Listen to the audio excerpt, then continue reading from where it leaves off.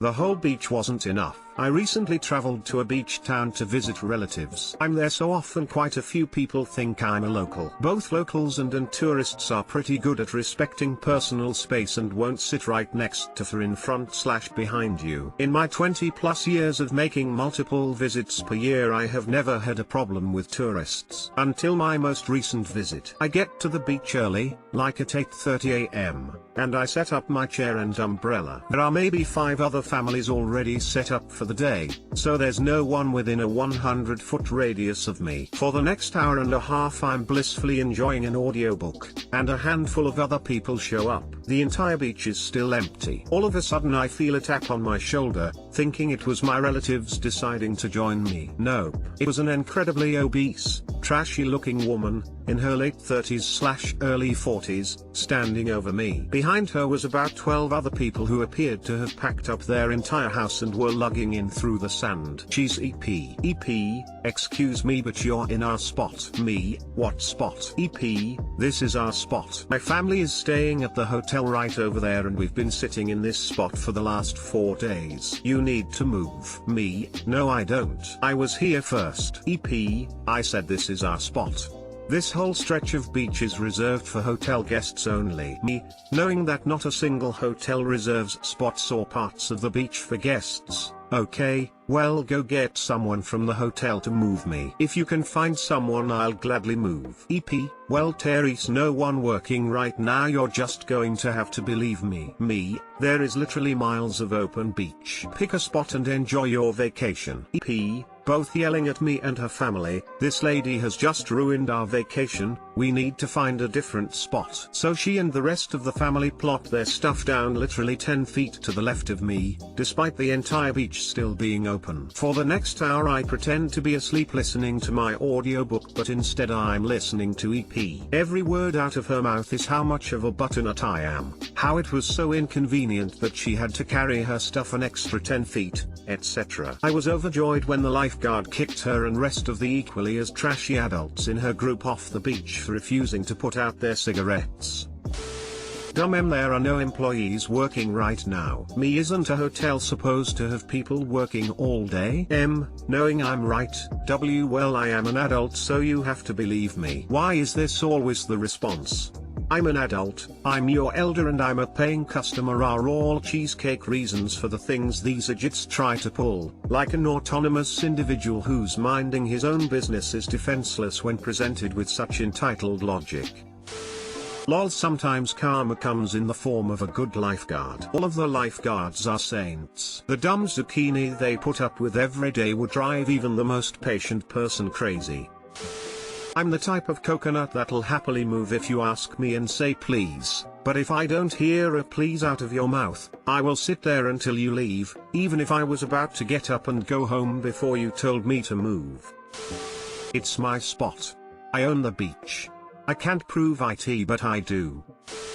I bet you had a whale of a good time watching this. I was hoping she'd go into the ocean, but I'm afraid the marine rescue would have to be called.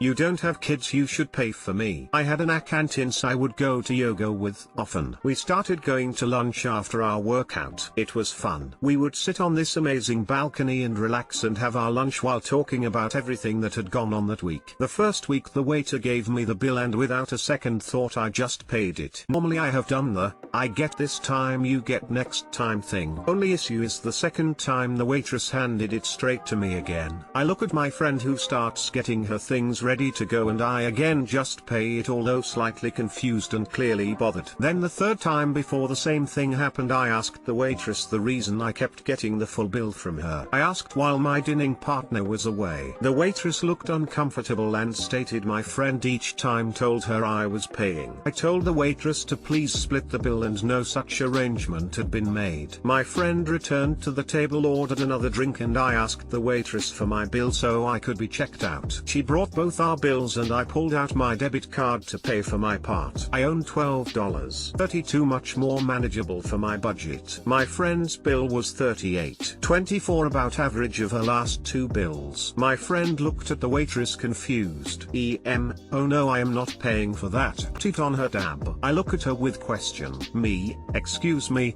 I never agreed to that. You paid the last 2 times. Me, I know I did. That is why I am surprised you are not paying for me this time. That is when she said the annoying words, I have kids, you don't, you can afford it. Me, excuse me? I said this clearly offended. Me, if you cannot afford it, why are you consistently ordering 3 times my bill? I glared at her. Looked at me smugly and said, you know I don't get to go out much. I deserve this. I was so frustrated. Me, yeah, you deserve it, but not on my dime. Also, you go out all the time. She called me selfish and clarified she had no card or money to pay for her part. Her and the server had some words. The waitress said she needed payment from one of us or the police would be called. It was clarified by her even if I personally tried to leave, the police would be called. The waitress was super mean to both M and one was uncomfortable and angry because this had nothing to do with me. I just sat next to this girl. I paid E.M.'s part of the bill and left a note and 0% tip on my receipt. I stopped talking to M. M made it a point to tell everyone in class she was so confused, did not understand what the problem was, and found me selfish considering it was only $38. I stopped going to that studio, which, if you ever read this, I hope you choke. The restaurant called and asked if they could do anything. I just told them to train staff regarding checkout procedures. It was an odd situation for me. I was uncomfortable, and I feel threatening police on me for food and drink I did not order or touch was uncalled for. I never went back. Summary, M tells waitress I am paying behind my back. Tells me she deserves it because she has kids I do not. Gets 3 free lunches. Police almost called 3rd time. She feels victimized. Edit, attempted to fix grammar and writing issues. My favorite reading of my story happens to be the unedited version, but this guy rocked it. Thank you Reddit read. Edit 2, I talked to a lawyer about the incident out of curiosity. If I would have had the time, the police would have not charged me with anything and I would have been free to leave. I chose not to deal with this escalating situation and paid so I could be done with it. Legally, the server had no right to keep me there. I did say split the check and asked to pay and leave after the last incident. I was told I was not allowed to leave until the situation was resolved. It is not an interpersonal squabble, it was just literally not my bill. I only hung out with them the 3 times I wrote about here outside of yoga. It is not my responsibility to arrange her business transactions, nonetheless assist the server with their business transaction. Me choosing to pay 2 times before, even though I did not wish to do so, does not change the fact that I said no the 3rd time. People agreeing with the server forcing a bill on me are saying one should be liable to pay for anyone sitting next to them at a bar or restaurant. That would mean I could walk up to a table, sit down and eat, then force the other people there to pay.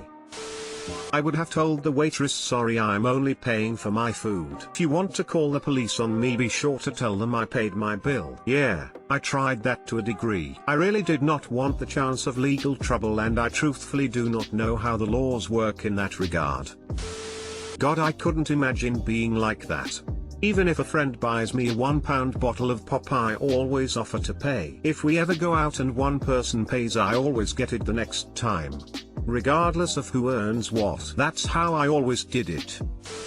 In the future, just pay your own bill and walk out. If they called the police, it would be on your friend who wasn't paying for what they consumed. At most places, if I'm with a group of friends or family, the waiter/waitress will ask how the order will be split before even taking the order. My only nit is that the M short-circuited that path by talking to the server beforehand about the arrangement. She knew what she was doing. Honestly, Op should call her out at the yoga place for her banana. If the M keeps talking banana, she got feed food, and trash talks you. F that noise.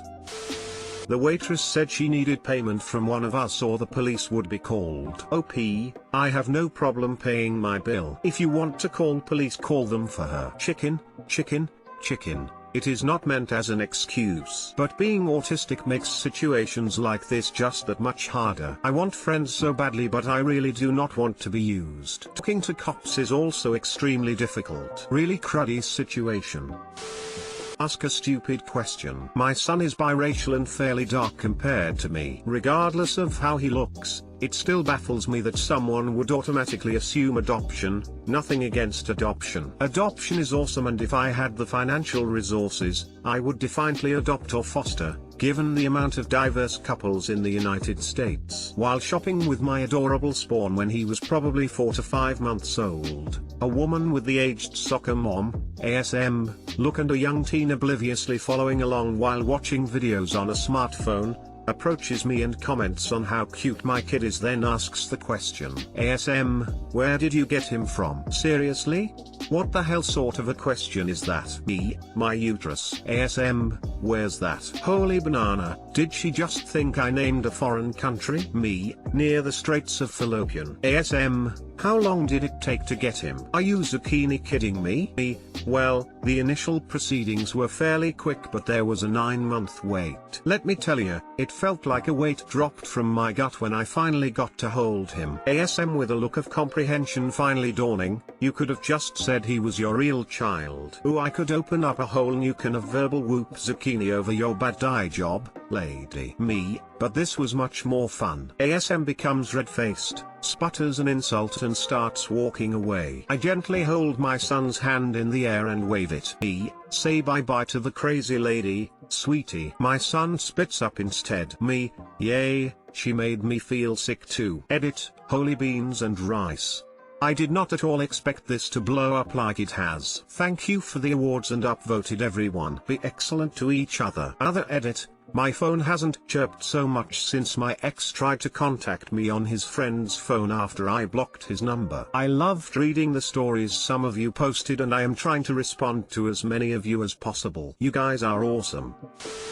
My kids are also biracial, Greek Indian. When I'm out with them they look, to some people, too dark to be mine biologically. And when they are out with my wife they often look too light, again to some, to hers biologically. I've had the cops called on me twice for being at a playground where parents couldn't visually match me up to kids. My wife has been assumed to be a nanny more than a few times. I also had one old nutter ask me if the mother was in prison. Can only assume it's because she saw one of my tattoos, saw me toting around some biracial kids and assumed baby mama was locked up. Of course, people could also mind their own button-out business if they don't want to be embarrassed by their idiotic assumptions.